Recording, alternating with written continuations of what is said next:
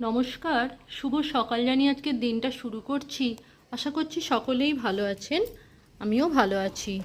উঠে গেছি অনেকক্ষণ, সব কাজই মোটামুটি হয়ে গেছে আমার। দুটো ঘরেরই বিছানা ঝেড়ে নিয়েছি।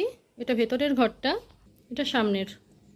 এদিকে মেশিনটাতে সব ভিজিয়ে দিয়েছি, লাইন নেই এখন। এসে গেছি রান্নাঘরে। মেয়ে চলে গেছে স্কুলে, কর্তামশাইয়ের এখন নাইট ডিউটি চলছে। বাসনগুলো রাতেই ধুয়ে রেখেছি, সেগুলো রেখে দেবো। তাই ভাবলাম আগে বাসনের তাকটা পরিষ্কার করে নিই। আজ আর সব বাসনগুলো নামালাম না, একটু সরিয়ে সরিয়ে পরিষ্কার করে দিলাম। বাসনগুলো এবার রেখে দিই তাকে। আমার সব বাসনগুলো রাখা হয়ে গেল তাকে। এবারে যাব ঘরগুলো ঝাঁট দিয়ে নেব। লাইনটা এসছে, মেশিনটা অন হয়ে গেছে। ঘরগুলো ঝাঁট দিতে যাবার আগে ভাবলাম জিনিসগুলো অনেক দিন ধরেই ভিজে কাপড় দিয়ে মোছা হয়নি, তাই ভিজে কাপড় করে সবগুলো মুছে নেব। ফার্স্টে ডাইনিং টেবিলটা মুছে নিই। সব বোতলগুলো দেখছি খালি পড়ে আছে, পরে ভরে নেব। আমার ডাইনিং টেবিলটা খুব সুন্দর করে পরিষ্কার করা হয়ে গেছে। এবার চেয়ারগুলো মুছে নিচ্ছি একে একে। তারপরে মাইক্রো ওভেনটাও পরিষ্কার করে নেব। জিনিসগুলোতে এত ধুলো বসে গেছে, এমনি শুকনো কাপড় দিয়ে মুছলে না অত ভালো করে পরিষ্কার হয় না, দেখেছি আমি। ডাইনিংয়ের সব জিনিসগুলোই আমার পরিষ্কার করা হয়ে গেছে। এসে গেছি ঠাকুর ঘরে সব জিনিসগুলো মুছতে।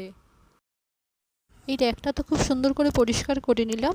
এসে গেছি এবারে মেশিনটার কাছে, ড্রেন করে নেব। কাপড়গুলো কাচা হয়ে গেল আমার। ড্রেন হতে থাক, ততক্ষণে ড্রেসিং টেবিলটা পরিষ্কার করে নিই। কসমেটিক্সের সব জিনিসগুলো পরিষ্কার করে ভালো করে রেখে দিলাম। এসে গেছি মেশিনটার কাছে, জলটাও চালিয়ে দিয়েছি। আমার ভেতরের ঘরের সব জিনিসগুলোই মোছা হয়ে গেছে।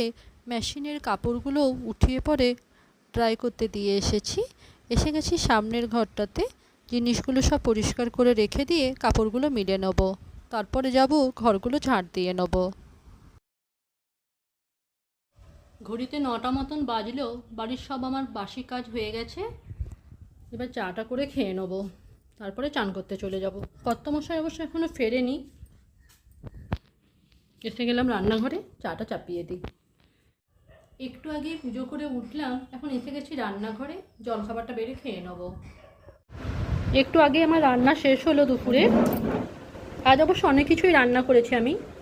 আলু সেদ্ধ, করলা ভাজা, এদিকে মাছের তেলটা ভেজে রেখেছি। এখানে তো ভাত আছে, সাদা ভাত। এখানে করেছি কুমড়ো আলু সেদ্ধ, ভেন্ডি সেদ্ধ।